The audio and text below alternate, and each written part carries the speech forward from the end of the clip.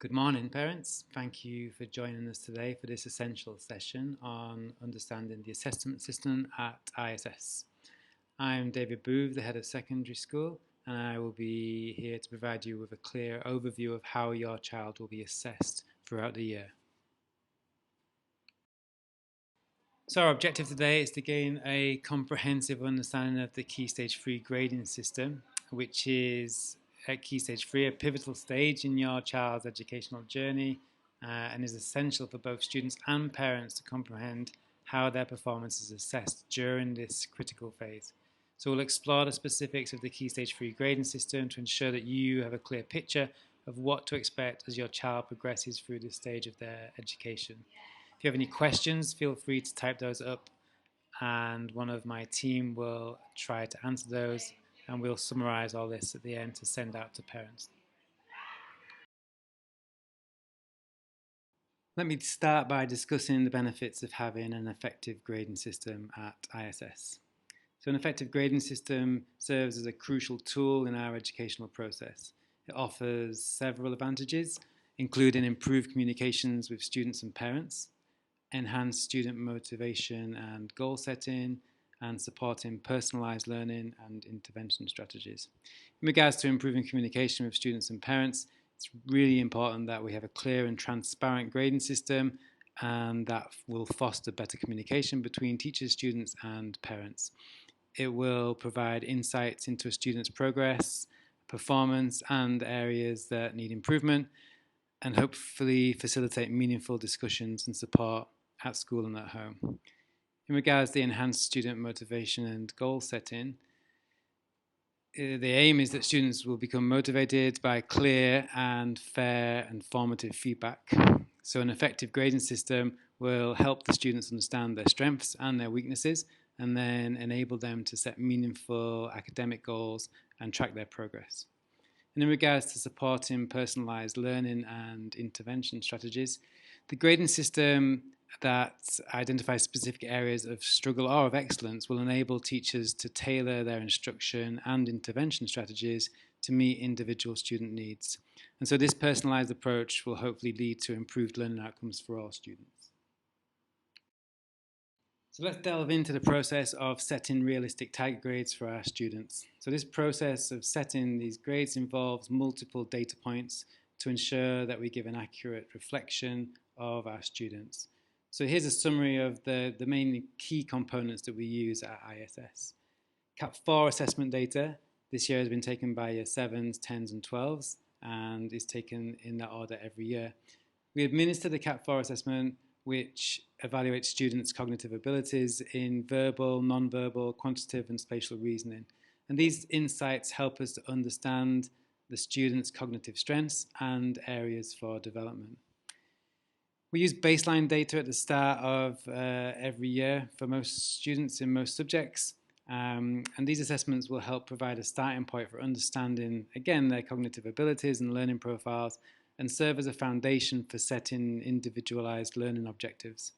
And finally, we use previous year's data. So at ISS, we maintain a record of student assessment from when they start till when they finish at the school. And this historical data allows us to track students' cognitive growth and development over time, providing us with a comprehensive view of their educational journey.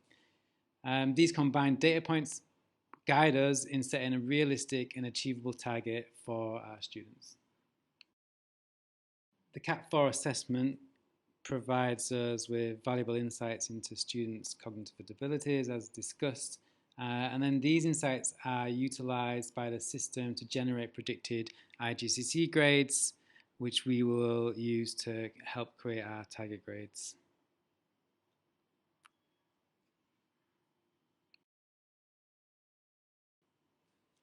So this year at ISS in Key Stage 3, we are looking at introducing a non-graded report system. So here I'll talk to you about the benefits of non-graded report systems. So in modern education, the emphasis is generally shifting towards long-term skill developments over grade-centric approaches. And the adoption of non-graded reports, which emphasizes more formative feedback, brings several benefits for both students and educators. Some of those are that non-graded reports will provide a more holistic assessment and offer a more comprehensive view of students' progress in critical skills, aligning with the current trends in education. They alleviate anxiety and boost motivation, and according to research, help foster a healthier learning environment. Non-graded feedback enables individualized support, addressing specific learning needs and enhancing teacher-student relationships and promoting open communications. And in contrast to a focus on numbers, non-graded reports emphasize the importance of feedback, which is valuable for both immediate and for long-term growth. So this approach aligns with the perspective of most modern contemporary education experts like Mahati and Marzano, William and Thompson, and their research findings support the idea that grades can have a distorting effect on students' learning experiences. So in essence, non-graded reports and formative feedback contribute to a more learner-centered and growth-focused educational model. So the rationale behind this transition to a non-graded report system at ISS is as follows. So we're looking for a more logical progression from primary school. The transition aligns with our primary school's established practice of providing formative feedback. This consistency will ensure a smooth and coherent educational experience as students progress through ISS. Consistency and coherence. This non-graded system will ensure consistency and coherence within our educational approach here and minimize confusion and provide a seamless transition between a grade-centric and skill-focused assessment. It reflects current educational trends. There's a move in international schools to non-graded reports, which place a much stronger emphasis on formative feedback and personalized support for students rather than simply numerical or alphabetical grading. We are embracing the non-graded report system at ISS as an innovative and responsive educational institution, and we're always, as always, dedicated to providing the best possible learning experience for our students. Our hope is also that this new system will eliminate confusion, as I'll discuss later, and this shift between the grading systems will hopefully create a more smoother educational journey for our students. So in summary, our transition to this non-graded report is a strategic and a progressive step to enhance the educational experience at ISS and attempt to stay aligned with contemporary educational practices. So the specifics on the new non-graded reporting system at ISS. So our non-graded reporting system is designed to provide a more comprehensive and growth-focused assessment of our students' progress. It will be graded into 3 stages: improving, securing and stretching, which as you can see also follow the initials of the International School of Seychelles, and each area will be broken down into a minus, equals and plus. The minus section of each represents a student who is fairly secure at that current skill level and they've demonstrated a good understanding of the content. And equals indicates a student who has shown enough signs of working at their current level but may also exhibit some attributes of the lower level. This symbol reflects a balanced approach to their learning journey. And the plus sign represents a student who is working at the top of their current level while they may show some attributes of the next level, but they haven't fully developed those skills to move up yet. So the new system focuses on students' growth and progress rather than assigning traditional grades. It provides a more detailed picture of their development, allowing for targeted support and a deeper understanding of their strengths and areas for improvement, as I will discuss in this webinar. So the new Key Stage 3 grading system, as suggested earlier, is motivated by several key factors. One of those is that the system aligns better with the 9-point IGCSE grading system, which will provide us with a more seamless transition for our students. So those who complete K-Stage 3 with a securing will be expected to achieve a C, D or E at GCSE. And so this alignment ensures more consistency for us and clarity in assessing students' progress. The new system also offers a more intuitive and transparent way of tracking students' development, making it easier for both us as educators and parents to understand their current levels and future potential. And by aligning with the IGCSE grading system, the new KS3 grading system prepares our students for the IGCSE examinations more effectively, and it sets realistic expectations and ensures that students are well prepared for future assessments. It's also a growth-orientated approach, which reflects our commitment to this idea of growth orientation in education, focusing on students' progress and providing tailored support to help them reach their full potential. So in summary, the transition to the new KS3 grading system is driven primarily by the need for alignment, clearer progress tracking, and enhanced preparation for IGCSEs, which ultimately will promote a growth-focused educational environment at ISS. So as mentioned previously, one of the reasons why we are moving from a graded assessment system to a non-graded assessment system is to address one of the common misunderstandings regarding the correlation between the previous Key Stage 3 grading system and IGCSE grades. As you can see and is depicted in the slide, a student receiving a C in Year 7, 8 and 9 would generally have gone on to receive an E in IGCSE.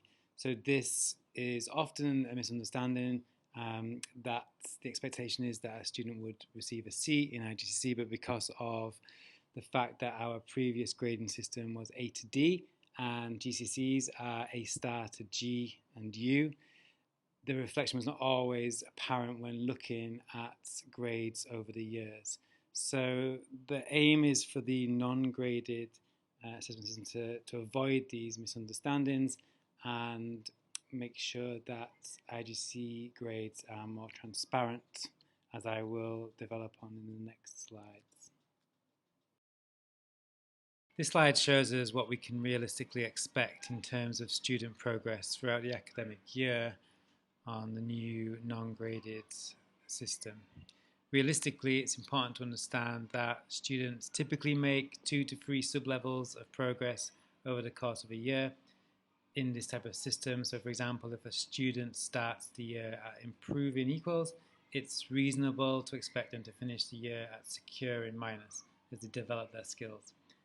However, it's essential to clarify that if a student finishes one year at a certain level, it doesn't necessarily mean that they will start the next year at the same level. The difficulty and expectations increase with each academic year. So a student who ends Year 7 at secure in minus might realistically begin Year 8 at improving equals, and this does not signify a regression in their progress. This approach to assessment recognises the ongoing growth and development of our students as they face new challenges and increasing academic rigour in each academic year. It's a testament to their commitment and the dedication of our educators to support their advancement. So this slide shows us what reports for students making average progress might look like during Year 7, 8 and 9. So if your child is making average progress, you can expect to see that their report evolves over the course of Year 7 to 9. These gradual changes reflect your child's growth and learning development during the crucial stage of their education. But it's important to recognise that each student's journey is unique, and this is just one example of what a report for a student making average progress might look like. So at ISS, we will create minimum expected grades or target grades for our students. And we understand the importance of setting these grades to help guide the students effectively. So by using backward tracking and looking at Cat4 data, we can establish a minimum expected level, and this minimum level helps us to ensure that our students are making adequate progress and are on track to achieve their academic goals. So here is an example of what you might expect to see in the new Key Stage 3 reporting format. Follows a very similar system as previous, other than the changes in the way that it is graded, moving from the A to D system to the improving, secure and instruction system. So to define these levels, it's important that we have precisely articulated grade descriptors, and research highlights that these play a pivotal role in precisely articulating our grades. There's multiple seminal studies that support the value of integrating grade descriptors into our framework through Hattie and Timperley. And they work as operational tools. So within this framework, grade descriptors are vehicles to help operationalize the criteria that we are setting for the students. And they provide students with a clear understanding of what is expected and serve as a valuable guidance for educators in assessing student performance.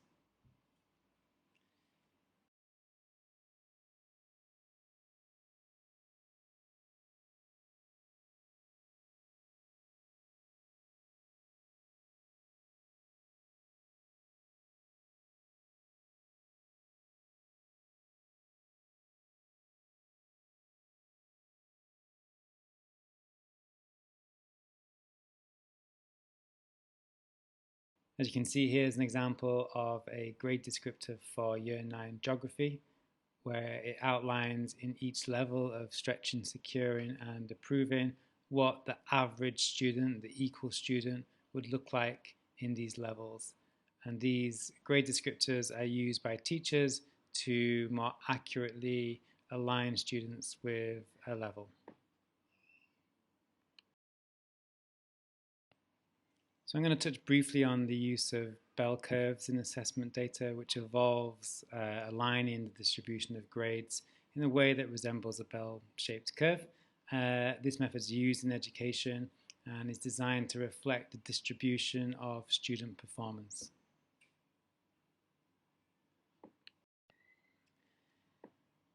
So striking the right balance between providing appropriate challenge and fostering student success is the hallmark of effective teaching and assessment. And academic research consistently highlights the importance of this equilibrium.